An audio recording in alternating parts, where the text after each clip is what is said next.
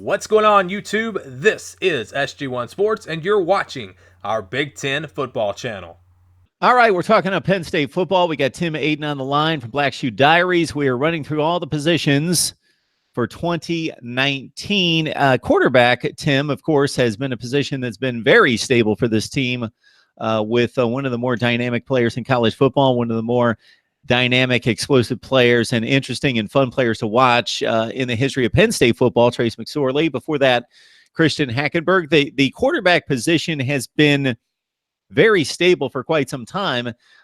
This might be the year when there are a lot of unknown factors in the quarterback room, and one of those is a byproduct of Tommy Stevens moving on unexpectedly. Yeah, at this time last year, we all thought that Tommy Stevens would be the guy that we'd all be ready to rally behind going into the 2019 season, but unfortunately, he suffered an injury towards the end of last season, which he needed surgery for, and that caused him to miss the Citrus Bowl against Kentucky. And actually, when Trace went down at one point for a brief bit, it was Sean Clifford who came in and played a few snaps, and he even threw a pretty little deep ball, which resulted in a drop, of course, which summarizes the receiving corps in 2018 performance.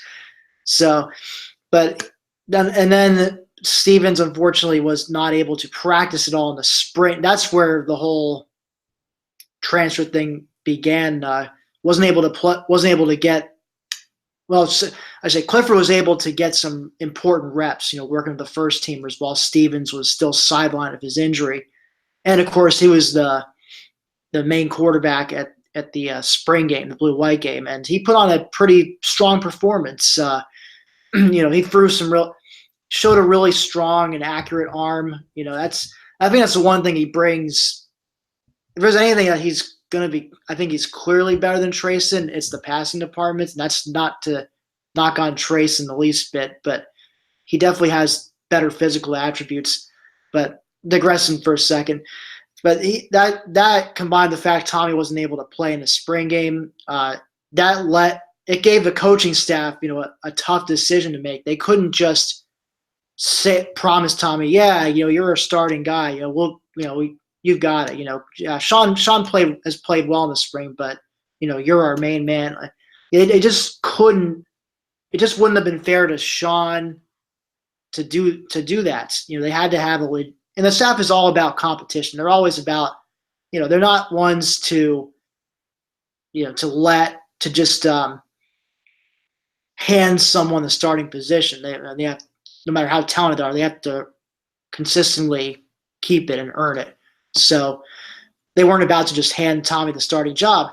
And so they basically emphasized to him, look, you're going to have to battle it out in the, over the summer and the fall with Sean. And of course, Tommy, this being his last year of eligibility, he needs, and him never having started a game, having a very small highlight reel to show to NFL scouts, he really does need to, find a place where he's going to be able to be the man, be the starter. And for him, he didn't feel like Penn State was that place. Now he's over at Mississippi State, reunited with his old offensive coordinator, Joe Moorhead. So we'll see if he can grab a starting job there and have himself a really good year.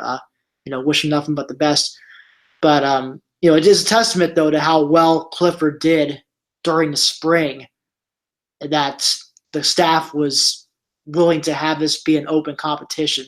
And for the record, they aren't handing Clifford the job either. I mean, they've stated that they're going to make it they're going to give Will Levis, the current backup, a chance to try and, beat him out. But it's highly unlikely. It's pretty much, it's all but set in stone at this point, though, that Clifford is going to be the starter, but they're not just going to hand it to him. He's going to have to earn it. I think he shouldn't have a problem earning it. Clifford, I think you're going to remember him best if you watched Penn State all last year, you might remember him best for throwing a 95-yard touchdown bomb to Daniel George, which was the longest in garbage time against Kent State, which was the longest touchdown pass in Penn State history. And he also threw a lovely deep ball in his first snap of the game in the 51-6 blowout against Pitt in the rain. So we've seen glimpses of his arm. And I think the other thing to address about Clifford, he's labeled as a pro-style guy, and he's, so people, and I think also whereas Christian Hackenberg's number, maybe some people might have a misconception that he's a statue, he can't run at all. That's not the case. He does not have the wheels of Trace or Tommy, admittedly, but he is a guy who, when he needs to, he can take off and scramble. He showed it in the spring game. And apparently, from what I've been reading in articles, he's been working on trying to make himself more of a, dual threat kind of guy. So I could see him potentially making some opposing defenses pay for underestimating his running ability at times. Now, from an outside view, it appears as though Tommy Stevens' decision might have been a little bit more emotional than logical in regards to how he was handled, and the situation was handled in a situation in which he may have assumed he was going to be the starter. And then, obviously, as you mentioned, he was hurt, not able to compete in the spring. Sean Clifford plays really well after showing some flashes last season, and it becomes a competition of sorts. So he's going to run into the same thing in Mississippi State. He doesn't have the job there, but it was a logical move for him to make to reunite with his former offensive coordinator, Joe Moorhead there. Sean Clifford. So the one statement that you made that may surprise people that don't follow and watch Penn State week to week to week is to say that the downfield passing will improve with Sean Clifford over one of the marquee names in the history of the program, Trace McSorley. Yeah, I do think that's one of the things you will see an improvement in. And again, it's not to knock Trace. He definitely could make some throws at times, and he was also hurt, in fairness to him. But the one thing they always said about Trace was, the one thing they always talk about with Trace was his attitude and his, and just his grit and what he. And those are things you usually attribute to a guy who doesn't quite have all the the typical physical tools of a, of a person in that position, but Clifford, he came in with a pedigree for having those physical tools. There's nobody is questioning, his ability to throw the ball. The only thing that's, I think, being underestimated right now about him is just his running ability. So yeah, I think that's the difference you're going to see. I think the other thing is too, obviously, the whole leadership thing. Now, no one's going to replace Trace's leadership or his ability to rally the troops. But with that being said, I read a very interesting thing. I think when the media was interviewing the rising sophomore, the guys who were fresh on the team last year, like Micah Parsons, Justin Shorter, and them. And I believe it was a quote from Micah Parsons, said something like, to the extent I'm paraphrasing, but when Tommy left, transferred out, Sean Clifford, I guess in the locker room, Sean Clifford got up and said some of the lines like, we're not going to regress at the quarterback position. And, and the guys in the room got pretty fired up about that. So it sounds as if, Sean's already winning over the locker room, and that's a big start right there. And actually his leadership thing is something that's kind of overlooked as well, because he was either the first or second. He was one of the first. He might have been the very first commit, actually. I'll have to look this up. But I believe he was the very first commitment in the 2017 recruiting class for Penn State. He committed, I think, before the start of his junior year of high school.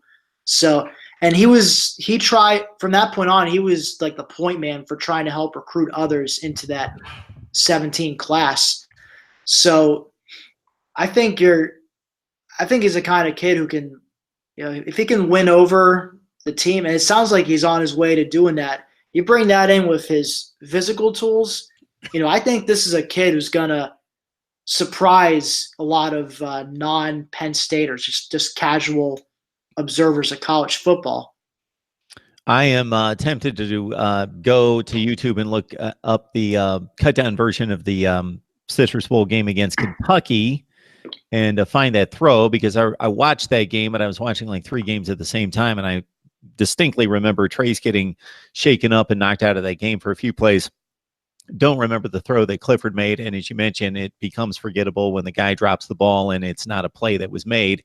Had it become a 40 or 50-yard pass completion, I probably would have remembered it, but I like to go back and see him make some of the throws that he made downfield last season with only 7 attempts, 5 completions. So I will tell you this, Tim, for sure, if he is able to maintain a 399.7 quarterback rating, and that's what he had last year in 7 attempts with 5 completions at 28 yards per attempt, he will be the best quarterback in the country if he can maintain that. But let's understand that a good quarterback rating somewhere in the 120 to 150 range. McSorley was at 124, so that's going to be kind of difficult to do. All right, let's talk about those wide receivers, Tim, because I've been impressed with the wide receivers in terms of recruiting rankings, in terms of physical specimens, and being the guys that, and I'm going back to Chris Godwin a few years ago and some of those players that played in the Rose Bowl in that breakout season. But when it comes down to it, they just didn't make the simple plays a lot of the times. And Juwan Johnson was probably the best example of that. He plucked the touchdown pass in the back of the end zone that beat Iowa on the road. He made one of the greatest catches you're ever going to see against Ohio State down the sideline early in that game. But when the ball was right in the breadbasket, he and a number of other receivers couldn't find the handle. DeAndre Hopkins, another guy that moves on after a productive career. So set us up with KJ Hamler and the rest of the bunch at wide receiver. Well, I mean, KJ Hamler, obviously the biggest returning name from last year, and he made a name for himself right off the bat in his first game off the red shirt in a spectacular fashion when he took a kickoff back to midfield with Penn State trailing by a touchdown, about a minute or so to play against App State, and it was one of those, as you remember probably, he catches it in the end zone, hesitates, he thinks he's about to take a knee and just hit the 25, and last second hesitates, and I just remember, I was at the game, I just remember screaming no at the top of my lungs when he's about to take it out. Yeah, but then sure enough, makes the first guy miss at the 5 and then takes off and takes it out to about midfield, and that was critical because it gave Trace and company a shorter field in which to operate and score the game tying touchdown and ultimately win in overtime. So there was that. Then the following week at Pitt, he scores helps Penn State get a touchdown their opening drive with taking a nice little jet sweep about 30 yards into the end zone. And he made some, just throughout the season, he made some spectacular. Of course, Ohio State, he had the 90-yard screen pass touchdown to, put them up 13-zip, and they seemingly had all the momentum going for them. That one ended. I won't get into that, but he, throughout the season, he was making some big plays. But I think part of the problem was I just think they weren't. I'm hoping one way we've seen improvement this season is that the staff finds more ways to get the ball in his hands. I understand the offensive system they operate, which is, Ricky Ronnie, the offensive coordinator, is using the same system that Joe Moorhead was using. So it doesn't necessarily emphasize just getting it to one guy. It's supposed to spread the ball around ideally. But a guy like KJ with his talents, you want to try and have him get, probably upwards of about 10 touches a game if he can, maybe more. And so I'm hoping they get to feed him the ball a little more often. The other big returning weapon actually the tight end position, receiving wise though, the other big weapon returning is Pat Freiermuth, who had an amazing freshman year. He caught 8 touchdowns, had 368 yards receiving, caught 8 touchdowns, and so he became a favorite target of Trace's. When most of his other receivers were dropping passes, it was Pat Freiermuth who was coming down with some big time catches. So he's another guy to look out for. And another tight end, 5th-year senior Nick Bowers, who is a guy who was been dealing with injuries most of his career, but he was healthy last year, and at times towards the end of last season he made some big catches, and he's a guy that if he stays healthy, you could see a lot of 2 tight end sets this year for Penn State. You got a pair of guys both over 6'5" who can catch and block real well, which is something you don't typically see in a tight end. It's usually one or the other, but these guys do both those things real well. So it could be kind of like, what Iowa had last year with Noah Fant, TJ Hawkinson, a pair of killer tight ends like that. Also, Jahan Dotson, a name you may remember from later in this season. He has not caught a touchdown pass yet, but he did come up with some clutch catches last year. Most notably to me was he caught a couple 4th down catches against Iowa, which helped extend drives that ended up being touchdowns. And Penn State pulled that one out by the skin of their teeth. So he's been a difference maker, even if he hasn't gotten in the end zone yet. And I do think he'll find the end zone, several times this season if I were a betting man. Name that's kind of maybe been a little bit forgotten, Justin Shorter, former #1 receiver in the 2018 class. And he dealt with an injury. He got injured during fall practice last year and during 2-a-days, and that really just set back his ability to play. And he didn't, he saw action here and there, but ultimately ended up preserving his red shirt because he only played in 3 or 4 games. But towards the end of last season, he started to see more action, and from what it sounds like, he's healthy now. He's got a full off season in the weight training program, so hopefully he will be able to live up to the hype this season. And if he can do that, it would really go a long way towards boosting the receiving core as far as showing improvement in 2019.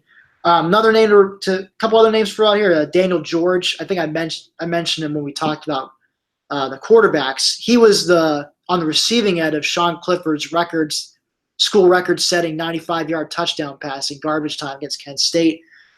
And he's a guy who he was a blue chip recruit as well. Got a little underlooked. Probably from being shadowed out by Dotson and Hamler and Shorter, but he's a guy to keep an eye on. If he can be a reliable receiver, then again, it goes a long way towards making Jared Parker, the receivers coach, life a lot easier. And the other name to remember, Weston Carr. He's a Division II transfer from Azusa Pacific. He's a grad transfer, and I'm going to look up his stats real quick here. He had if you look at his highlight tapes, he really did torch the competition at the D2 level, and he's looking to showcase his skills against some stiffer competition. Now, I don't expect him to be a regular, but I think if he can just be a reliable set of hands, he's a guy who can maybe work his way into the rotation. Some guy who catches a few passes here and there to extend drives. That's all you ask for out of him. If he can add anything else, that's gravy to me. So that's the rundown on the court. A lot to improve on from last year, but there is definitely potential, especially now with Jared Parker coaching receivers, a guy who's got a good reputation in that department. I know it seemed Duke fans were sad to see him go. So I'm hopeful they'll see a nice bounce back year after a very tough 2018. See, I think your last couple of statements there, Tim, are key in this, because to the fan who doesn't lock in on Penn State every week, again, on the surface, it appears as though that this team is going to be lacking in offensive production next season. But I think if you really look at it, and we're going to kind of unpeel this narrative as we go through the various positions, and once we get to the defense, we're going to see that they could really have a special unit there. But offensively, the logical thinking is you miss one of your best players of all time, Trace McSorley. even though you had issues dropping the football at wide receiver, you lose guys that we've become accustomed to seeing in Tompkins and Johnson. And those guys are gone and replaced by guys that are unfamiliar to people outside the Penn State community. You lose your number one running back, of course, Miles Sanders. But with the strength of the tight ends, which are exceptional, as you mentioned, and Freiermuth only caught 26 passes, but as you outlined, 8 touchdowns, and most of those were very important catches. Tight game against Indiana, he caught a touchdown. The nail biter against Iowa, caught a touchdown against Ohio State, caught a touchdown in the Citrus Bowl against Kentucky. He was there, as you mentioned, in the key moments, key situations for big plays, and Trace McSorley certainly looked at him as a security blanket. The tight end position is fortified, and the wide receivers, if they just go out there and do their job, run the routes and catch the passes, they don't have to be extra dynamic. They're going to take away a number of drops in key situations if they can just secure the football. So this offense, and with Sean Clifford being a better downfield thrower, it's going to be intriguing to see how it all comes together, because it could be a better offense for a team that's known for offense. But as you know better than I do, it kind of transitioned last year where, because of Trace's injury and the drop passes, no Saquon, the offense wasn't as dynamic as it had been in 2016 and 17, and the defense is becoming much better. Thank you for watching this video. If you're a Big Ten football fan, please subscribe to the channel. Leave us your thoughts down in the comments below. And for the latest in Big Ten football, keep it right here.